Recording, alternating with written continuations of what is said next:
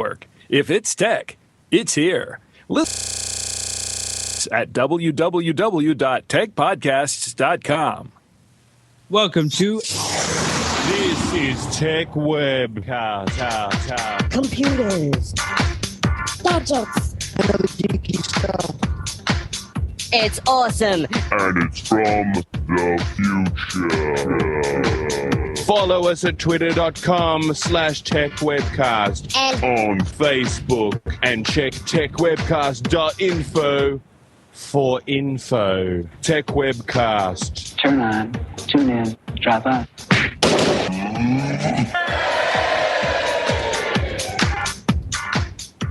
Welcome to episode 267 of Tech Webcast podcast, recorded on the 30th of November 2013. Tech Webcast is recorded every Saturday and rebroadcast on Aussie Tech Heads on Thursday nights at 7 p.m. Please rate us on iTunes and like us on Facebook. Facebook.com/Tech Webcast. Your hosts today are Bo, Brad, Jody, Steve, Jen, and Jacob. Our guests today are Jackson, if I can pronounce it right, with ozpodcast.com.au, as well as Hope with coastbyopera.com. Sorry, I got a bit excited. That is okay, mate. That is good. That's all right then. Good to have you on, Bo. It is. How long has it been? I've been it's been ages. It has been ages. How long? About 2 years, mate? I think so. Yes, it has. And I'm excited to be back. That's good, mate. Good on you. Good to have you on. Jody. Brad. Are you excited? Hi. Glad to be here again, and puppy's getting bigger. Good stuff. Good stuff. Yeah. Love the puppy. Steve, what's up? Oh, just been busy. Thanksgiving yesterday. Oh my gosh. Had to get up at 4 o'clock this morning. Drive her back to the airport. So been up since then, but I'm still going. What sort of food you been eating yesterday? Ham, turkey, just anything you could think of. We had leftovers, so I'm like, I took 2 plates, put it in the refrigerator. I told everybody else, all right, take it home. We had so much food. Good stuff. Also, we got Jennifer back on. Welcome back, Jennifer. Hi, thanks for having me back. Good stuff. How are you doing? I'm going fantastic, and you? Awesome. I have been spending money on Black Friday. Wow. And trying not to spend as much as I have, and it's really a challenge. There's so many awesome deals today. It's really exciting. It's especially for a geek, you could just sit there and look at the different deals online, and then Cyber Monday is right around the corner. So I certainly wish I had that. You don't have Cyber Monday? I don't think we do. No, we don't. We don't have a day where we can get bargains. We have what's the day we had a site that creates a frenzy online where they've got a heap of people or businesses that you can get sort of discounts, but there's nothing really worth going with. You guys ought to have to start that. Yeah, Aussie Wednesday. Yeah, maybe that would be good. We got Jackson on. Welcome, Jackson. Hey there. And you're from the Oz Podcast website. Yeah, Australian podcast directory. Yeah. Stuff, mate. You've been around for 3 months. Yeah, it's still brand new, but slowly growing. Good stuff, mate. Good stuff. And also we have Hope on. Welcome, Hope, from Opera. Hi, thank you. I'm from Oslo, and I'm heading the Coast by Opera project, the new browser for iPad made by Opera. Good and I'm really happy to be here, even though it's the middle of the night where I call from. Wow, what is the time right now where you are? It's 3 a.m. in the morning. Wow. But I'm coming from a company-wide seminar all about technology and partying and meeting up together. And we haven't been sleeping a lot this week, so it's all fine. All right, we got some great news stories today. Let's talk about them, Jody. Oh, great. Well, Brad, we know how much you love Netflix. Yes. And the fact that Netflix has been difficult for you because you're in Australia. Well, guess what? Netflix might finally launch in Australia. And I know, right? A report in the Australian this morning said that Netflix has been swayed by the number of people jumping the geo block to subscribe to the service from Australia. And it's all Brad, let me tell you what. It is. And in case you've been living under a rock, Netflix offers an all-you-can-eat TV and movie streaming service for US $7.99 per month. And a lot of the web traffic in the U.S. Is coming through Netflix. It's arguably the most popular streaming service on the planet. And despite its only being available in select North American and European markets, evidently, now they're looking at Australia, and you'll be able to watch Orange is the New Black, House of Cards, and all the other cool things that are out there on Netflix. So I know that's exciting for you, Brad. It is. I hope it's true. And Bo, what do you reckon? What's your view on this story? Honestly, I'm also excited because, well, like I messaged you the other day, like I'm receiving Netflix. Yeah. Well, I was, but for some reason I can't actually pay to get a gift card anymore. So I'm hoping this is going to be the case because I can't seem to get Netflix anymore. That's weird. Was it something to do with your card, maybe? No, because I used to be able to just use my PayPal account as a payment method, and no longer it just says you are not in America, so you can't use it. Yeah, maybe they called onto that, maybe. I think they might have. Yeah, I think they might have, yeah. All right, so you're looking forward to it then, Bo, coming to Australia? Hell yes. Yeah, same, mate. No difficulties in trying to get it. That's the best thing. Exactly, yep, I agree. What about you, Jackson? What's your view on Netflix coming to Australia? Well, I think it's in Australia one of, if not the biggest pirater of stuff like Game of Thrones and Breaking Bad. So it's pretty much like the market's screaming out for it. And I think they're just going to fill a hole. Yeah, definitely. It's going to be good. I don't know what's going to happen to QuickFlix, Bo. What do you reckon about QuickFlix? If I can pronounce it, but QuickFlix will actually probably struggle. I think Foxtel also, I mean, they're going to not like the fact that, well, it also depends on what Netflix is going to give in the way of content. Yeah, exactly, yeah. And there could be a total limitation to what they're going to actually give Australian viewers, which hopefully they're not going to do that because that's just going to bring them down to what QuickFlix is pretty much. I mean, you can't get a heap of great content on QuickFlix. It's an okay service, but honestly, it's very limited. It is. And if Netflix comes to Australia and they do the same thing, then, well, it's pointless.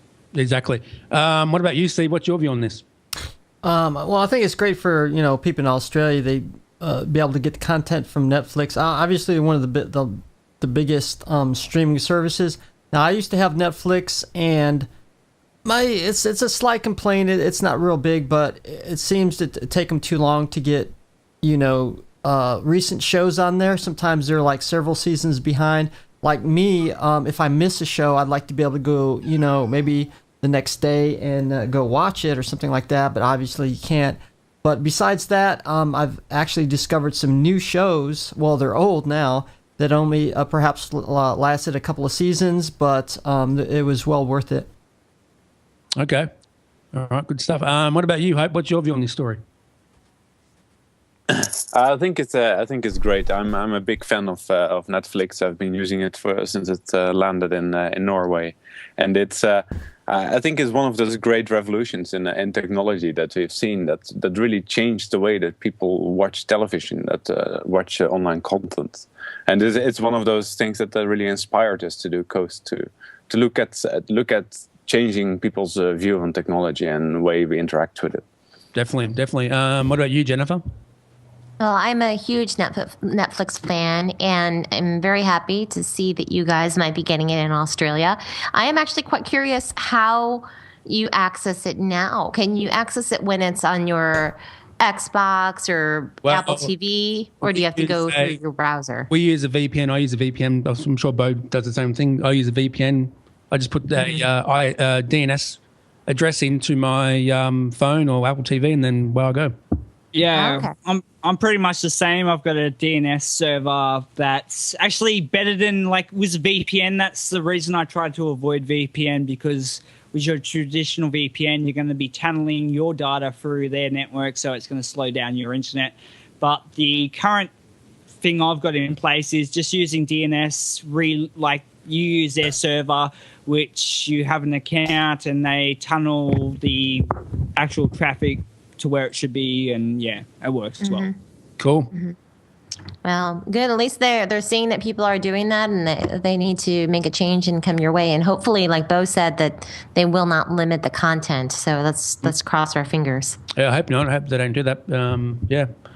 Definitely. Yeah, good. Yeah. Well, what about you, Jody? What's your view on this story? You know, Netflix is an interesting case study. They were doing gangbusters, and then they implemented a dual kind of pronged approach where they were separating the movie rental from the streaming videos, and they increased the price, and they almost fell flat on their face. Everybody started canceling their accounts. I think from that low point, they have done a fantastic job of turning the organization around. Some of the original content that they've created has been really superlative, and I'm excited that it's coming to Australia. I think you guys should have had it all along. So we'll see how that transpires. Interestingly enough, the next story that we have has to do with Amazon, and Amazon bringing instant video to Japan. You know, it's funny. Amazon offers this thing called Amazon Prime, and in the US it's $79. And part of Amazon Prime has to do with getting your delivery. You get it within 2 days, and they don't charge you for delivery fee. But they also offer you this streaming video, and the conjecture is whether the Japanese audience will be able to get this instant video service as well, or whether it's going to be part of like a Prime type service, or whether they're going to charge for it. And reading through the comments, evidently Japan is notorious for charging for content. So it'll be interesting to see what transpires. I don't know if any of you guys have any experience with this, but I'm curious to see what you think. What about you, Jennifer? Have you used? I use Amazon Prime all the time. Or actually Amazon Instant Video. Let me rephrase that, and also watch the Prime videos. And you know, a lot of the content that I will watch on Amazon Instant Video, I do pay for. The free versions, the free content. You know, every once in a while I'll watch it. Like earlier, I was watching a new series called Betas, which is all about a new startup in San Francisco, and it was really quite a cute comedy. And it's an Amazon created show. Is only featured on Amazon. So they're coming out with their own content, much like Netflix has come out with House of Cards and, you know, Orange is the New Black. Then Amazon is doing the same thing. They have a new show called Alphas, the Betas, which is Alpha House rather, and the Betas, and really good shows. So I'm, you know, liking where they're going. But like I said, I do pay for a lot of the content that I actually get from there, even though I am a Prime member. But the nice thing is I can watch things that I want instantly and only pay a couple of dollars for it. And I like that immediate access to it. So, you know, I'm excited that they're going to Japan. I think they should go everywhere, and more countries should have access to their content. Bring it to Australia, I say. I say so. They should. Definitely. What about you, Hope? What's your view on this story? Well, I have actually Amazon Prime is not available in Norway yet, so I've never used it. But it sounds pretty interesting, and I think also in Norway people are very content aware, and they're willing to pay for it.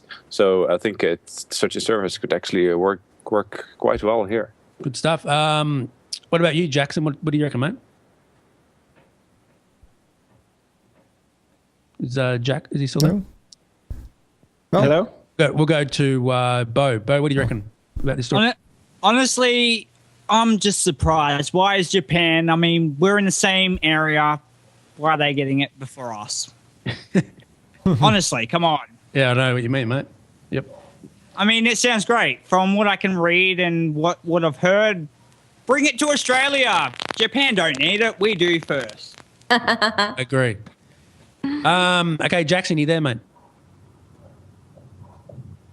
Sure, don't know where he is. Okay, Steve?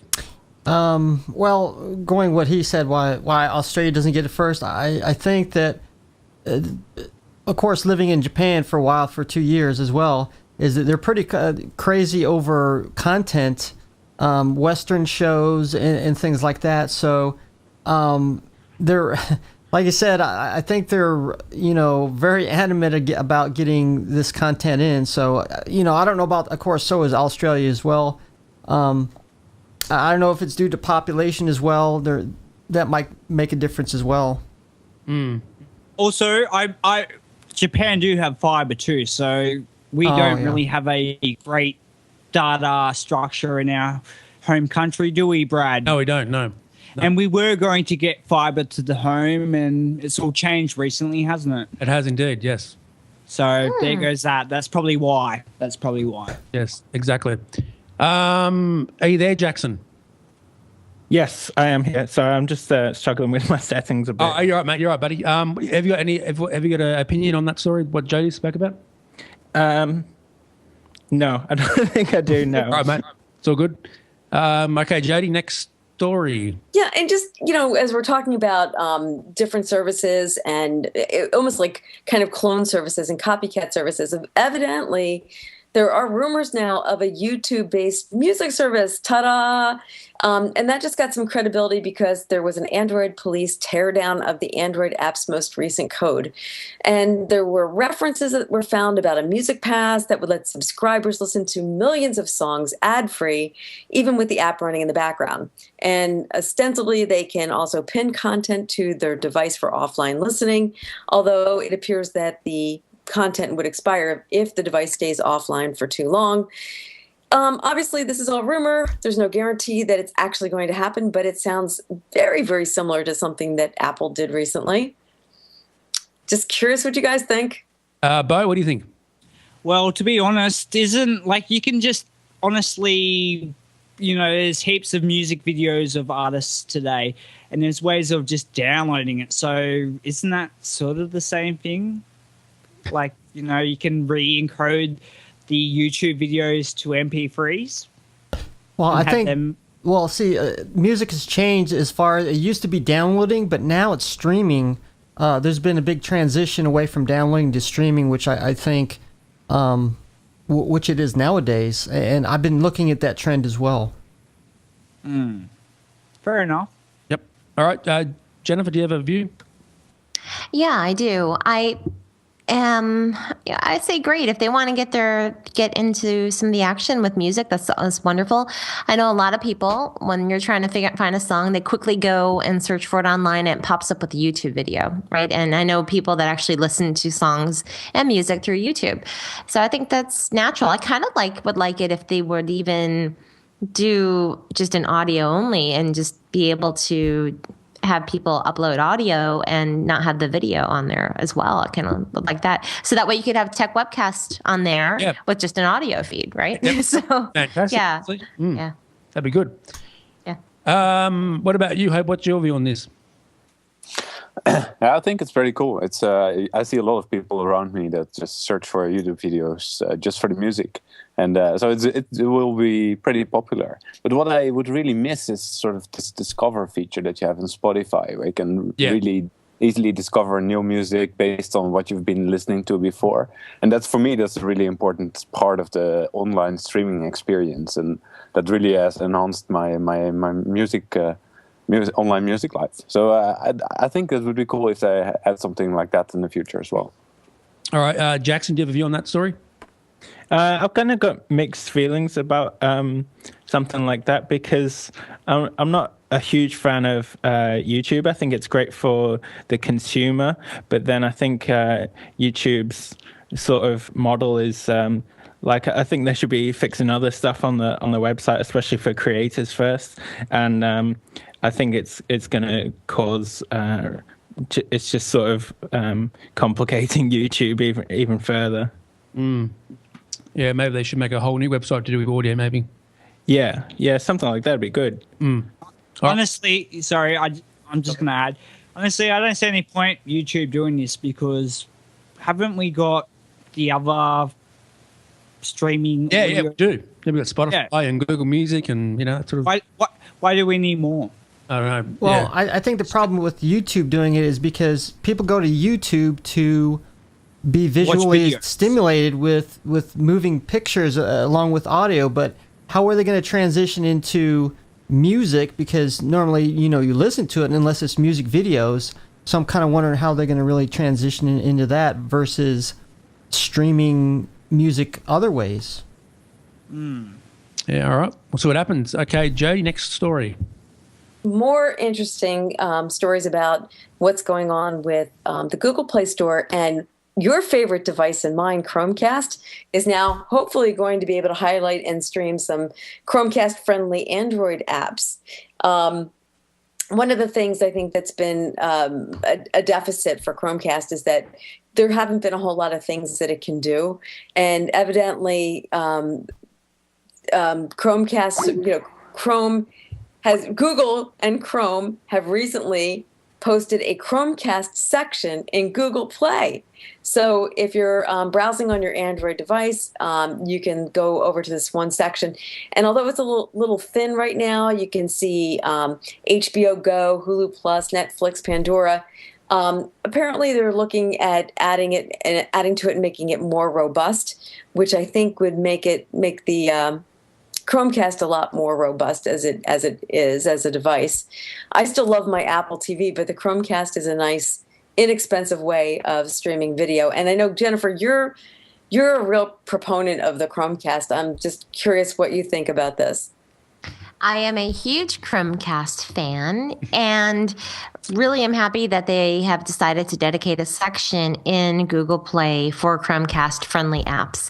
And that's something I think is needed, because even myself, I think like, oh, is such and such available for Chromecast yet? And I think in my head, I'm like, oh, probably not. So it's nice to see that they'll have this in Google Play. My question is, where in Google Play is this? Because since I read this story a couple of days ago, I have not seen a Chromecast section in the Play Store. Have you? No, I've not seen it. No. So I don't know. Yeah, the story came out, but I still don't see the section anywhere on Google Play. Okay, let's go to Hope. Do you have a view on this story? Is Hope there, or has he dropped out? He dropped out, but I think he's coming back online. Okay, let's go to Jackson. Jackson, what about you, mate? What do you think about Chromecast in this story? I've got to admit, every device in my house has a little Apple on it, so I don't think I have much to add to that. So you're an Apple fan person then?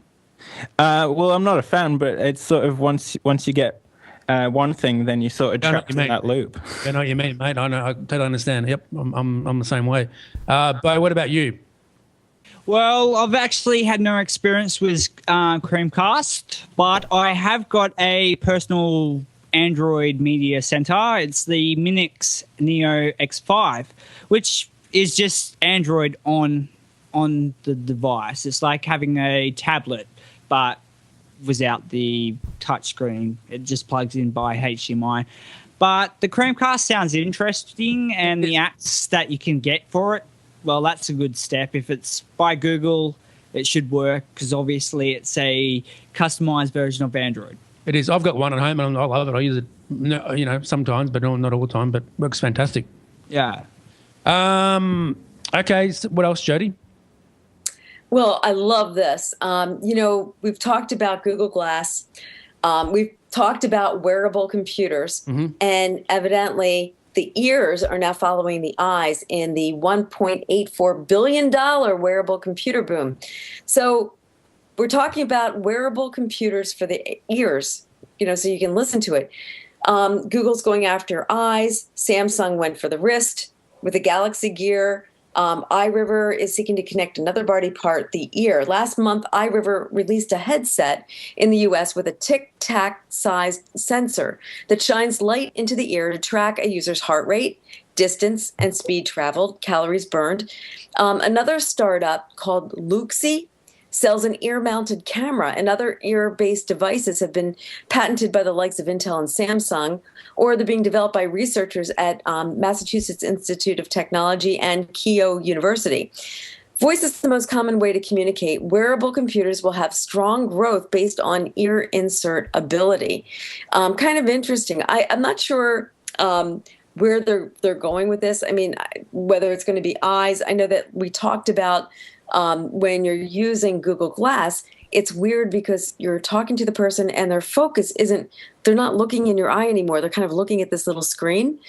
So what this seems to be is an evolution where in coming years, where a consumer can carry around 3 to maybe 8 wearable computer gadgets.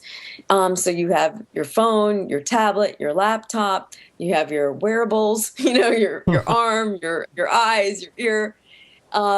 And apparently the ears are able to provide sharper biometric feedback. They're better at hearing users' voice commands through bone conduction and receiving the wearer's voice as it's conducted through the skull. And the devices could also whisper responses back to the owner's ears. So kind of an interesting twist on mobile computing. And I'm just curious, guys, if you would be wearing your computer on your wrist, if you're going to be wearing it on your eyes, if you're going to be wearing it on your ear, or if there's some other place that you think you might be wearing it. I use the iPhone. Bo, what about Honestly, it sounds exciting. I've actually got a has anyone heard of Pebble? Yes, we have. Mm-hmm. Yes, I've got one on my arm at the moment. Nice. And the next one I'm going to get is the one with voice and audio, which you can use your S voice to control your phone and ask it questions through your wrist. Cool, man. So this is pretty cool. I mean, if I could wear something and have that control, well, I'd be happy. What's your view on Google Glass? Google Glass, I haven't had the experience you have. You've had physical experience with it. Yeah. But honestly, I think it would be awesome to wear something and have eye control, visuals on directions, needing contacts or having the need, you can do lots of things with Google Glass. You can get, you tell me. I haven't had too much. To be honest, mate, it's not worth the money. It's not. How much would you pay for glass? If I was going to buy glass, I wouldn't pay the actual current price. There's no way in hell. Yeah. I would probably pay at least $400. Okay, I would pay $250. Well, yes, that actually is more reasonable. That is actually more reasonable. Yeah. But the hardware that is being used isn't that cheap. So. Yeah. All right, Jennifer, what about you? I think this is a pretty cool idea and cool device. I like the fact that you could be listening to music and at the same time it would measure your heart rate and how many calories you burn. And, I'm into biometric data and I love wearing my Nike Fuel Band, but I wish it could be a little bit more specific. And it sounds like this would be able to get there. The issue is I also would not want to wear something in my ear all day long. I don't mind wearing my wristband because it's easy. It doesn't get in the way. It feels natural. But to wear something in my ear all day, that would be challenging. So I think just for working out maybe, or that I could see myself doing it for that or on a hike. And I always wear some type of ear gear, when I hike. So I like it. I'd buy it. Cool. All right. What about you, Hope? He has dropped and hasn't been able to rejoin. I can't seem to find him. What about you, Jackson? I'm definitely a fan of audible things over video things, but I'm kind of going to hold out on that for a few years until it's more functional. Maybe it seems a bit gimmicky and gadgety at the moment. Okay. What about you, Steve? It's funny that you're just, as you're talking about it, something just popped in my head, something totally different that would work for wearable technology would be some kind of hat, because right now there is technology for firefighters where in their helmets, when they can hear, receive, and transmit through the bones in their head, because obviously in noisy environments, a regular speaker wouldn't work. So if they could utilize that in some kind of hat scenario, you wouldn't have to, hold the phone or talking to a speaker, and it wouldn't be obvious, like, Google Glass or something like that. So utilize some of that technology in some kind of hat, like a baseball cap or something like that. That could work. Good answer. Hope, welcome back. What about you? What's your view on this story?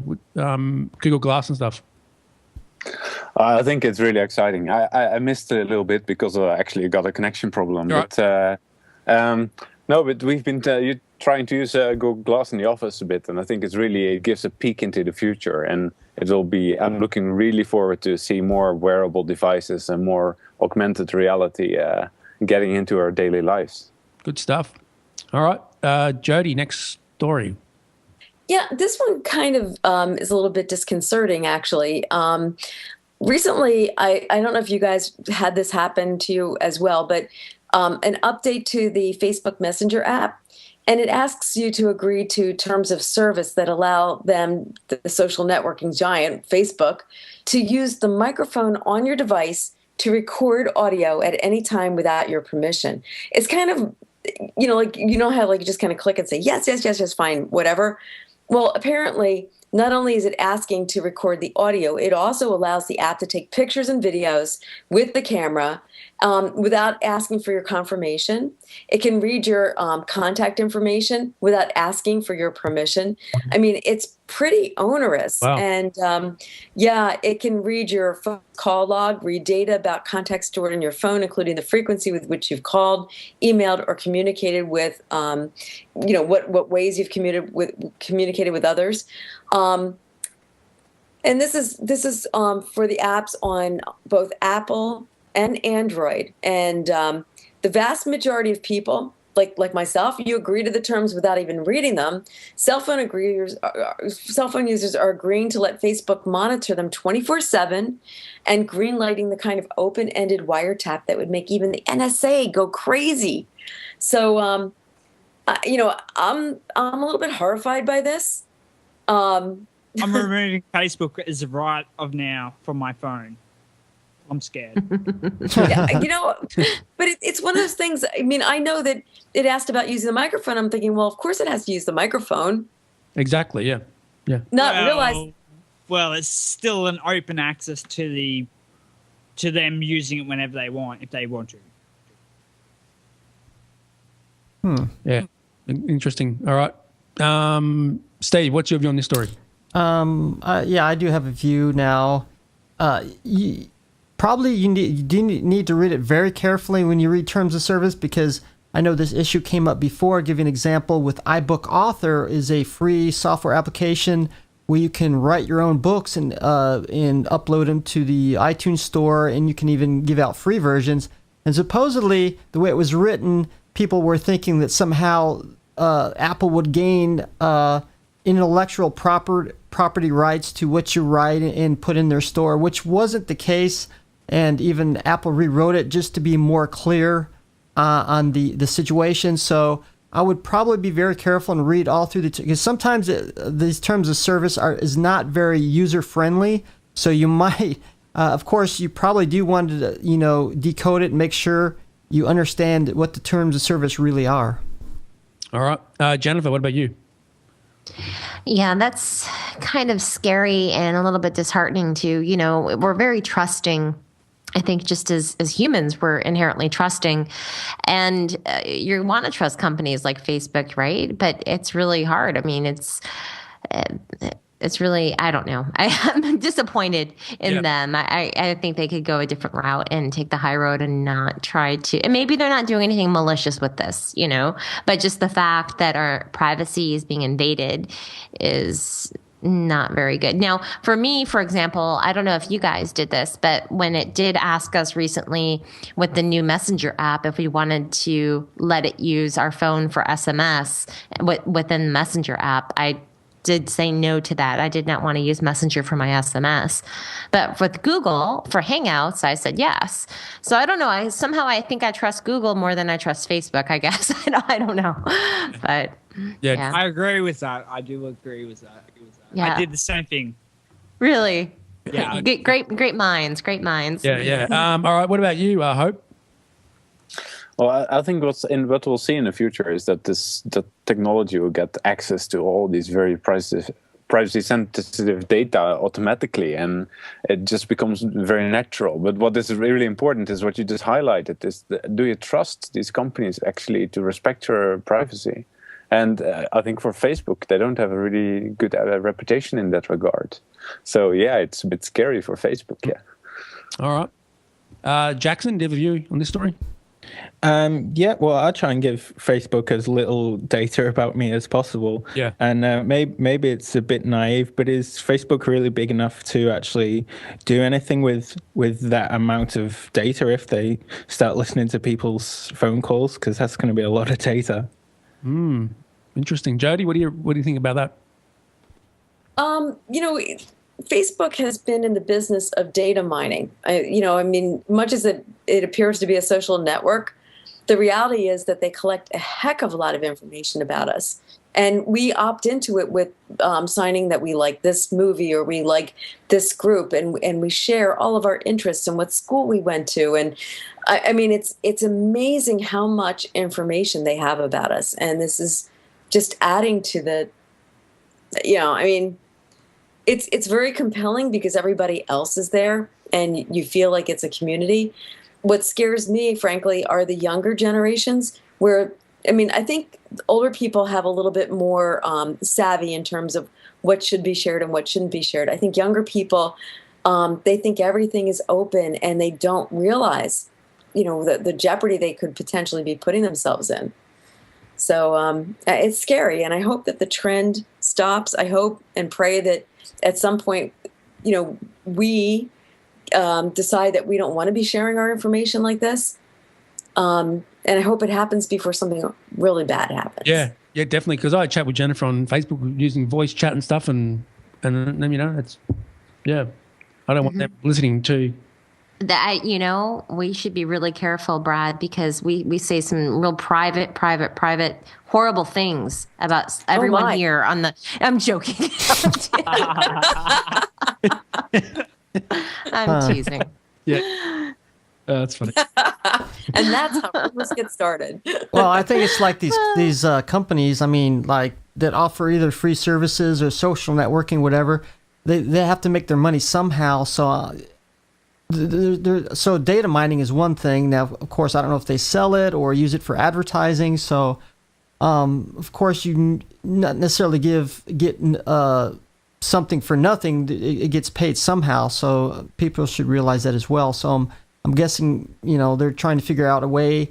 Just like somebody mentioned that maybe Facebook doesn't know what to do with the data, how they're going to make money off of it. So. Of course, people should be aware of this as well, and of course, like I said, read the terms of service very carefully to see what they are actually doing. Mm-hmm. All right, Jody, any more news stories? I think that's good for the news, and I'm curious. I think it's time to interview our guests. Okay, let's chat with Jackson from ozpodcast.com.au. Hey there. Welcome, mate. Tell us about the website. Okay. Well, I've just started. It's pretty new. It's about 3 months old. Okay. So my basic idea was, I started it to promote my own podcast initially, but then I got into a bit more of a community thing. So it's basically there to promote Australian podcasts, and then hopefully in the future, I can try and provide some services and stuff to make Australian podcasts a bit better. Definitely. I agree. It's a great website, mate, and I love all that mod onto it. And what's your podcast about? I've got a few. I'd say the main one would be films from the granny. So it's just me and a few friends talking about movies, basically. Nice one. Okay, Bo, any questions for Jackson? Besides, why is there a come from you? Actually, I don't know. He's in a cave. I am in a cave. Is it getting any better? Hello. Yeah, it's better. Okay. I think. Is it? I think so. Yeah, sounds like it. So, what besides wanting? Well, you started from your own podcast, and was it that the Australian people didn't already have a podcast directory that inspired you to actually create one? Well, I found recently there was one that's dead from about 8 years ago, but it was more that I was interacting with a few American podcasts and trying to promote myself there, and then I found that their reaction to me was sort of dismissive, like they didn't even recognize anything outside of America. And I'm not going to extrapolate that to the whole country, but it was more that there wasn't like a single body to represent Australian podcasts. Totally agree. Yeah. Well done. Yeah, I agree. Jody, any questions for Jackson? Yeah, Jackson, I'm just curious what the scope of the podcasts are. You said you have several. Maybe you can tell us a little bit about, what they're about, so our listening audience can hear about them as well. Well, there's a bit of everything. There's a lot of I found there's a lot of Australian comedians doing their own podcasts, especially the big ones. There's I Love Green Guide Letters and Will Anderson doing his he's got 2 podcasts. But then there's a bit of everything. There's there's some political podcasts, there's science, education podcasts, music. There's really everything you can think of. That's good. Good stuff. Jennifer, any questions? Yeah, on your website, do you link directly to the podcast so that their most recent episodes show up on your site, or is it mainly just a link to their show? Well, at the moment, it's just their website, their feed, and their social links. But it is part of my plan to grow it to be more like. As much as I don't like iTunes, they definitely have some cool features. So I'd like to be able to play their latest episodes from my site. So that's a feature I'm hoping to implement in the future. Okay. And also, is it free for them to be on your site, or do you charge a small fee? No, absolutely free. Wonderful. So Brad, are you on the site yet? I am on there. Is that correct, Jackson? I'm on there, mate? Yes, you are. Good stuff. Awesome. And Bo, you're on there too? No podcast of yet. I thought you had a podcast. That's for what I some thought reason. too. No, not yet. I think you do so well that I just assumed that you had a podcast. Well, he does a radio show. I think that's where you got it from, Jennifer. Oh, well, I own a radio. Ah, I own a radio station. Yeah, that's where you got it from, Jennifer. that's why. Okay. All right. Well, there you go. Yeah, But there might be a podcast coming to that site soon. that'd be cool. That would be cool. Okay, what about you, Steve? I think it's an excellent idea because, if there's just one podcast, it might attract some people. But if you have a place you can go where there's multitude of different types of shows, then I think there's more chance for people to stick around and maybe see your channel or other people. So yeah, I think it's a great idea. Yeah, definitely. Hope, any questions, Hope?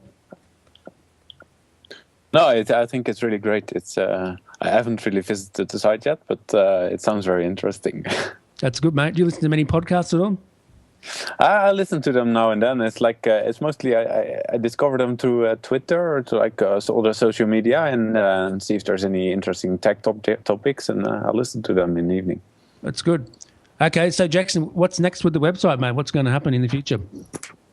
Well, I've got a lot of plans. I'm kind of just trying to pick which one to do first. Really, my next big idea is try and get some sort of live event or something like that started up. That'd be good. So I'm working on that at the moment. Maybe you could stream a podcast each week live, maybe. Yeah, well, that's part of the plan. Yeah. Okay, well, maybe we'll check Tech Webcast on there maybe each week. Sure. There you go. That would work fantastic. Do you feature certain ones? Are you planning on featuring certain ones, like maybe like a top 10 or top 10 podcasts this week, and and you feature which different ones that you like? Maybe? Well, I'm kind of leaving that up to the community at the moment because I'm trying to get people who who want to contribute to the site. So I've got like a blog page or a news page. So I've got one person who does their podcast of the week. So yeah, that's cool. I'm hoping to maybe get a few more people doing similar things. Yeah. Can we be Nice. parts of the week at all, Jackson? Well, that's up to her. But yeah, I'll definitely. Is that feature you. Melissa? Melissa? Melissa, you need to put Tech Webcast on as podcast of the week. There. You should. Yeah, that's cool. How many people work for you, Jackson, on the website? Well, she's my only regular contributor at this point, but I've got a few other people doing little bits every now and again. Good stuff. And what's your favorite technology podcast so far? You got, there must be a few on there, is it? Yeah, there's quite a few. I'm not a huge. I'm more of a. I'd say like a geek than a tech head. Okay.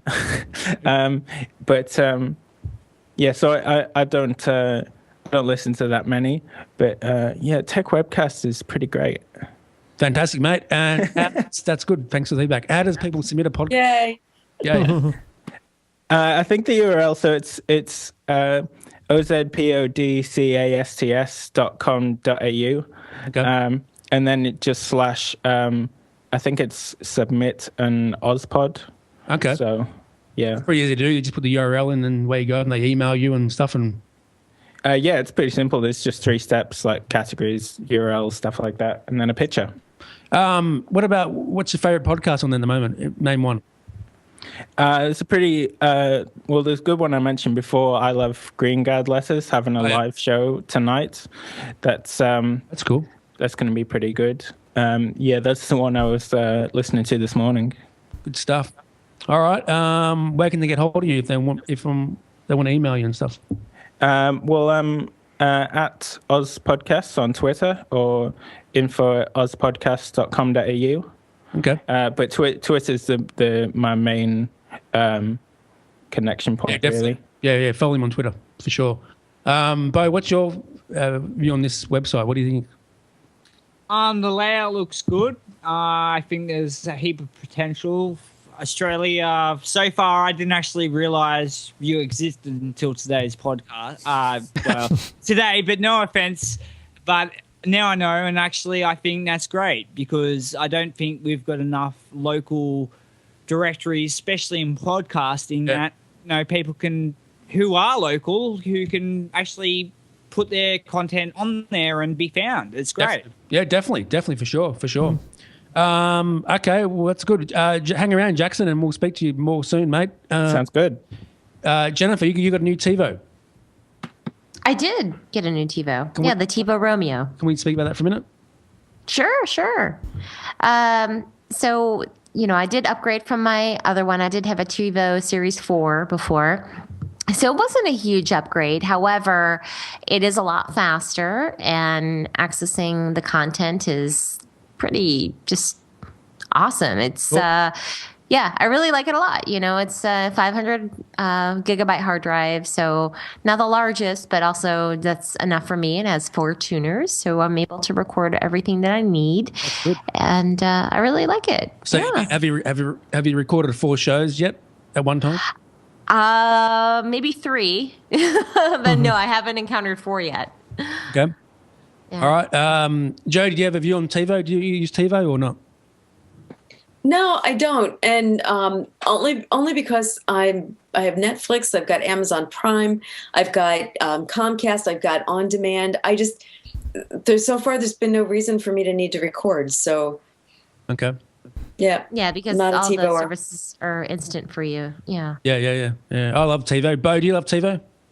I actually haven't experienced TiVo yet. Okay. Unfortunately, can't do that, mate, because there's not one here in Australia anymore. Okay. Oh, really? Has TiVo now finished? I think so. Yeah, I think so. Oh, wow. Yeah, that's a shame. Yeah, it is. Yeah, well, apparently they're bringing Netflix onto the TiVo, but they're not bringing out any new boxes in the future. Apparently. Okay. Yeah, Netflix is out there. It's on it. Yeah. Wow. Yeah. Didn't know that. So that sucks. Okay, we got Hope on. Welcome, Hope. Hi. Hi. Yeah. From- So let me talk a bit about Coast. Go ahead, man. Yeah. So Opera is a company that has been making browsers for 20 years, and that's quite a long time, quite since the beginning. And a browser is like a very important part of what people use. Spend their daily time on. As a lot of people spend hours on the internet per day, and so. We just talked earlier at the show. We talked about Netflix and Amazon Prime, and we see really that these services they've really changed the way that we experience video. So I remember that, in the old days, you had to drive to a local video shop and rent a movie there, a VHS tape, and you could watch it, and you had to bring it back. And now it's just everything is just available with a couple of taps on your screen or on your mouse. And that's really a great enhancement, a great improvement in the experience. But if you look at the internet browser, if you look at the first browser, Mosaic, from 20 years ago, then it looks very much like the browsers that we have today, like the browsers on any browser, Firefox, Chrome, or Opera, on your PC. And I've been working for Opera for a while, for 8 years, and it really bothered me that it seemed like we were stuck. Like there was nothing changing anymore. Mm-hmm. And that sort of inspired me to start working on a new browser for the iPad that is really made for touch, for the devices that you have now. And that's really simple, because people like simplicity. They like the iPads and the iPhone so much because they provide this ultimate experience with a simple interface.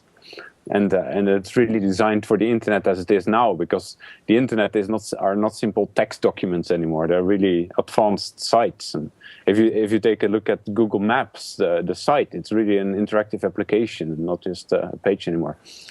So that's why we made Coast, and we launched this a couple of months ago. Nice. And people really liked it. We got really great reviews. They really liked the direction, and we got a lot of feedback where people say like, oh, but this is so obvious. Why didn't anyone do this before? And we really hope that this is a new direction for the internet and for experiencing the internet. Cool. Can you get on the iPhone?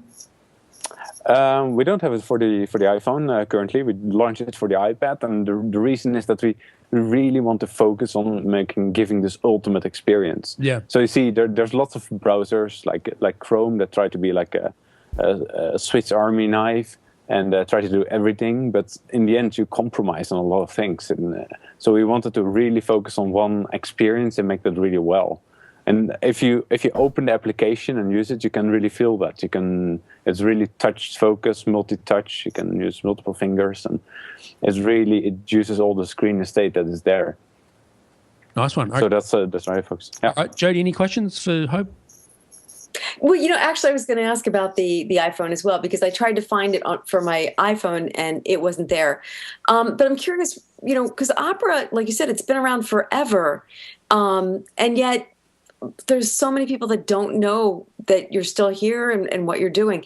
Maybe you can share with us what is your vision for how you're going to improve market share? I mean, is that one of the goals? Well, it's what Opera has been involved in many markets and many businesses. So we have one product called Opera Mini, and it's very popular in many countries. There's 350 million users across the world of it, and it's very popular in Eastern Europe and Southeast Asia. And it uses compression to make the internet faster on mobile phones. And there's browsers for desktop. And its browser market is sort of like the car market. There's different car brands, and there are different representations in geographic regions.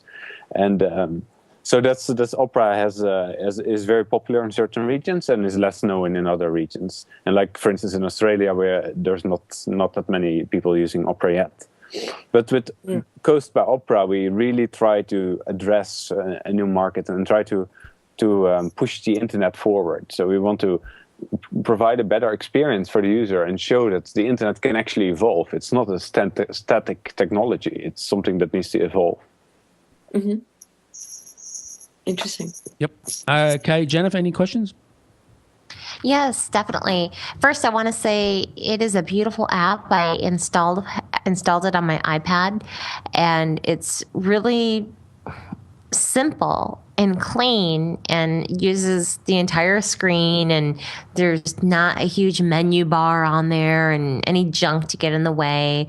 It looks beautiful. So if people listening have not installed this yet on their iPad, they need to. It's free in the App Store. Coast by Opera is what you need to search for. But so well done. Thank you. You're welcome.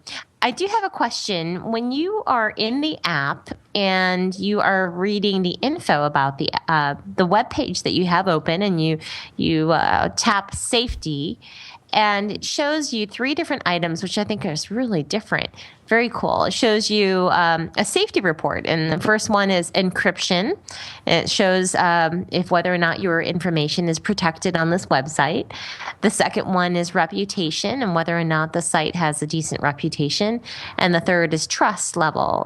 The site has a good trust rating. So my question is about trust. Now, I have a little personal site. Well, it's personal. It's a small business for my podcast, and I also looked at Brad's web in techwebcast.info on here as well, and it says that we don't really have a trust rating. So where does it get that from? Is that just based upon how many people visit a site, or how does it find that information basically? Okay, yeah. Well, so the safety feature, that's something that we're really proud of, because it's really a new way of looking at safety and security. It's like in a traditional browser, if you want to know whether you're safe or whether you're good, then what you need to know is you need to look at the internet address. You need to check if it says HTTPS, if it has a padlock, and if the padlock says S name is good. You have to know. You have to check that the URL, the domain is really the same. It says like bankofamerica.com and not binkofamerica.com, and so you have to evaluate all these properties at the end user, and that's quite complex. It requires technical knowledge. And with Coast, we put all this technology, all these heuristics for evaluating safety inside of the browser under the hood. You don't see it, and it does that all the time for you. So it checks different safety aspects of the website, and you can see 3 of them in the safety report, and it does that continuously. So every time you visit a web page, it checks what's the reputation, what is the security, the encryption strength, and how has it been historically, and all this kind of information. And then it concludes whether you're at risk or not. And if you're at risk, it will show you a warning. It will take the web page away from you. And if you're not at risk, then it will not show you anything. So in the normal browsing experience, you wouldn't see anything, because normally you're good, especially on the iPad. So it's a new way of addressing safety, where we only warn the user when it's really needed, and it avoids very, very technical and very questionable warnings that normal people can't do anything with. Yeah. With regards to where we get the reputation data from, we work with different reputation data providers. One of them being Web of Trust, and they have databases of millions of websites across the world. But for the smaller websites or for the newer websites, they still have to gather this data and this trust level. So it can be that they're not always in there. Yeah. Well, but it uses familiarity. So if you visit the website multiple times and interact with it, then it understands that you have a relationship with this website, and it's not just a simple website. And then an example is where if you go to a new website and this website has no reputation data, it has no encryption, no security, and the first thing it does is ask for your credit card information. Well, then the feature will kick in and it will warn you and say, like, hey, this is very suspicious that like a unknown site suddenly asks you for this kind of sensitive data. So it's a very much more comprehensive approach. Yeah, it sounds like a very safe browser. Very safe. Yeah, it's good. Yeah, very safe. Okay, Bo, any questions? Honestly, Jennifer's... There's the echo again. I know, I'm hearing it. I'm trying to fix it. Hello? I'm still hearing it. I'm sorry. God, it's annoying me. Sorry, guys. But Jennifer filled it. Okay, all right, good stuff, Bo. Steve, any questions? Oh, yeah, I've got a couple. And it's kind of funny that I actually, when Coast browser actually came out, I did review it because I was very interested in it. And the first thing I noticed, like what a lot of companies do is when they try to bring a web browser to a tablet, they always seem to try to bring a desktop version, which doesn't really work on a tablet. So when I seen Coast, it pretty much does it differently. I mean, it pretty much all full screen, and it doesn't seem to do tabs, which I think works best with the Coast. So I believe it was well done. I haven't seen any web browser quite like Coast, because I think it is more interactive. And another thing, I wanted to ask a question about your desktop version, because I know you fairly recently went to the Mozilla or Chromium version, which on a developer standpoint, I think it was a good choice because you can take the already developed code base and then just put in the features of the Opera in there, and you can, which makes for a faster development cycle, and you can put out new features out faster. So could you tell us about that? Yeah, so Opera's desktop and also the mobile versions, they switched to the Blink code base, which is a project that we collaborate with Google. And this is it has been a technology switch, which we think is very good for the internet, because it basically means that we can collaborate with these big companies, the other companies, and also the companies that really want to drive the web forward and make a really great engine. So we released a new version of the desktop browser before summer based on this code base, and it has been quite successful. It's very fast, and it has a fresh, clean look on the desktop, and people like it so far. And the collaboration with Google and all the other companies involved in Blink has been really well. So I think it's a good step for the internet. All right, Jackson, any questions? I don't have any questions, but I got to say, you said right at the start that the web browsers of today look very similar to the earliest web browsers, and yeah, there's a lot of stuff like that. Like we still have the HTTP:// and anything like and the browser you're talking about sounds like it's taken us into an age where we don't have those hangovers and stuff like that from the past. So yeah, that's great, exciting. Yeah, that's good to hear. And it's like if you start Coast by Opera, you get a little introduction movie, and that explains you some basics. It shows you some basics, basically, like how you can swipe back and forth in pages. But what we really try to cover in this movie is to get people to just put their hands in the application, because it's really made for touch. You can swipe everything. It's like you can tap on the address field in the browser, but you can also swipe it down, and that gives such a great feeling of control with animations that it feels like a new way of doing things, and like you have a lot more control over how you browse the internet. So it's really an experience that you have to try. It's free, available from the App Store, and so I highly recommend to people to just give it a try. Good stuff. I hope. When will we see it on the iPhone? Any in the future at all, or? We can't. Of course, we're always looking at new devices and new experiences, but we can't really promise anything until we're actually going to release there. Okay, so we're definitely on the lookout. All right, is it on Android for the tablets, or is it just on the iPad? Currently, it's just for the iPad, okay. And like I said, we really want to focus on good experience there. All right, good stuff. Any more questions, Jody or Jennifer or Steve? Oh, I just have to say I love throwing away the the pages. You know, when you get rid of them and you discard them, it looks so fluid, and it's you did just a really beautiful job with it. All right. Thank you. Yeah, that's how it should be, and that's. I'm glad that you recognize that, because we worked so hard on these things, where we really believe that the iPads and the iPhone and this iOS gives us really simple, beautiful experience that is it's a little bit fun to work with, and that's how it should be. Like browsing the internet should be fun. It should not be clumsy with small little buttons. It should be a great experience. Mm-hmm. I agree. All right, Jody, any more questions before we wrap up? Or? Just, again, could you give us the URL so people can find you? And also, if they wanted to get in touch, how would they find you? Yeah, so Coast by Opera has a website, coastbyopera.com.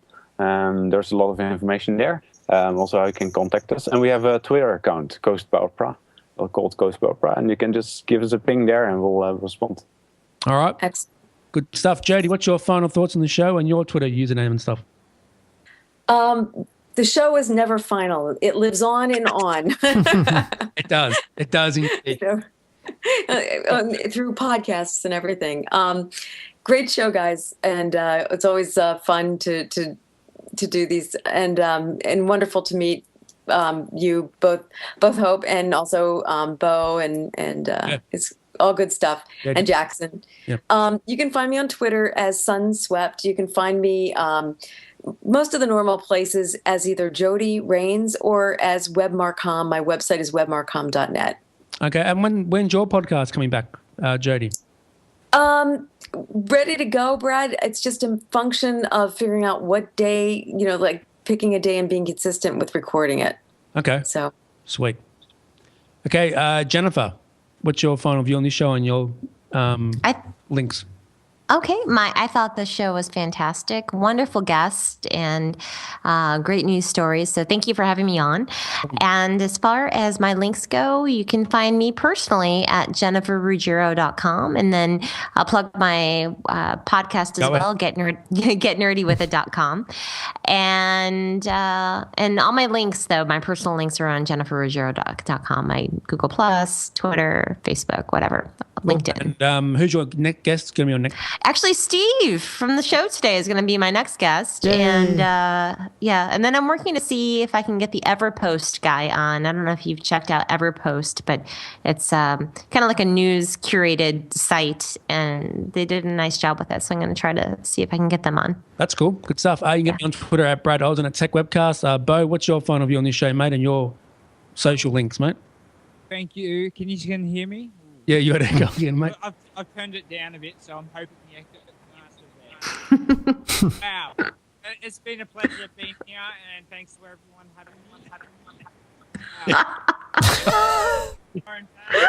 Going bad. Thanks. We can't hear you. Oh, that's great. It's like one of those, like, I don't know. It sounds like he's in a canyon or something, or the Grand Canyon. It does make them sound. What's that? Can you understand what he's saying? Not a word. I don't ever. It makes them sound more dramatic, though. Yeah, it does. Hello. No. Okay, what about you, Jackson? Where can you get you at, mate? Thanks for having me on today. It's been great. So I'm on ozpodcast.com.au, so OZPODCASTS. I should get a jingle for that, I think. Should. Or ozpodcast at ozpodcast on Twitter. Cool. All right. What about you, Hope? Yeah, it's been great news stories that we discussed today. Yeah. I was really happy that I could join today with this podcast. You can find me on H. Kleinout at Twitter and other social media networks, and of course, coastbyopera.com. Good stuff. And thank you so much for having me here. No problem. And thanks to Zara for contacting me, Hope. Yeah, I'll tell her. Yeah, tell her. Yeah, she messaged me. I didn't go to you guys. She came to me, so that's good. Yeah, cool. Yeah. Okay, Steve, what about you? You can find me on Twitter as chatterbox_live, and of course justin.tv/LinuxCoolDude. Also hear the live version of the Tech Webcast. Nice one, mate. And next week we'll be chatting with Ice TV next week. That's a TV guide, which is pretty cool.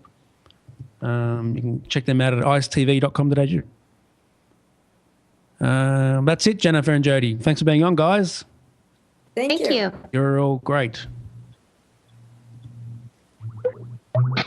Hi, Glenn from Aussie Tech Heads. Join Will, Eric and myself as we bring you the latest, most up-to-date important tech news that affects you from Australia and the world. A weekly podcast available each Friday through iTunes. Watch the live stream recording of the show at live.thesecrethub.com each Thursday night 7:30pm or GMT +10. Call in live via Skype or chat in our lounge. However you get us, just make sure you do. Listen or visit our website for more information, www.aussietechhead.com.au. Aussie Tech Heads, Australia's longest running tech news podcast.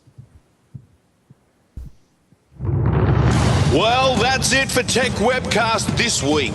Thank you for tuning in. We hope you enjoyed having your mind expanded. Tune in next week for more tech talk with Brad, Jason, and whatever crazy guest they've managed to rope in. Don't forget to get the Tech Webcast app from iTunes. Follow us on Twitter at Tech Webcast, and of course, check us out on Facebook too. Until next time, may the tech be with you. Peace.